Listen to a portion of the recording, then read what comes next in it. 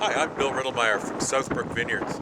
We're out here, it's the end of March and it's almost springtime. Normally we should be almost finished pruning by now, but here it's just still so cold, even though I'm hearing a few geese coming in the background. This has been a terrible winter. People are asking us whether it's bad for us, whether it's good for us. It's actually been really, really bad.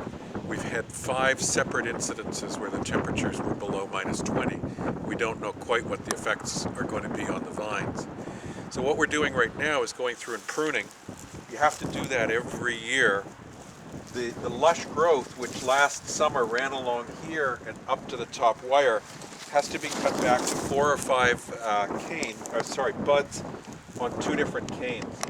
You can see here 1, 2, 3, 4, 5, 6 buds. Normally we would leave about 5 buds or so. Later on in the year, some of these may work, some of them may die. So we want to end up with about 2 shoots per cane. The worry we've got this year is we don't know how much damage there's been to the trunk.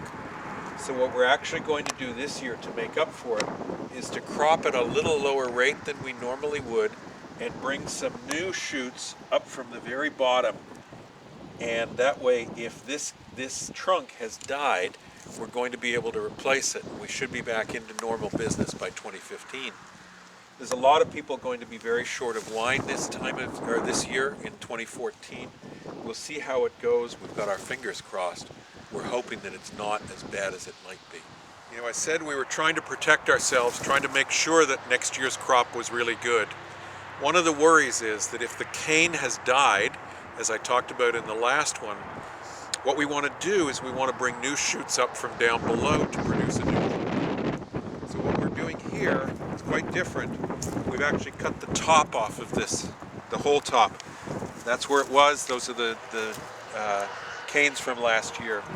What this is going to do is force the plant to bring up more shoots from down below. We want to get 4 or 5 shoots here so that one of them will be good enough to replace this trunk. So it looks drastic, it is. We will not get a crop off this vineyard this year. It's going to cut our production, but what it almost guarantees us is that we'll get a good crop in 2015. And that, to be honest, when you're working in a winery, when you're dealing in a winery, you're talking about long term, you're not talking about short term. So about 20%, between 10 and 20% of our vines, we have what we call head pruned. It's not really a head pruning, it's a complete chop job. When you're normally,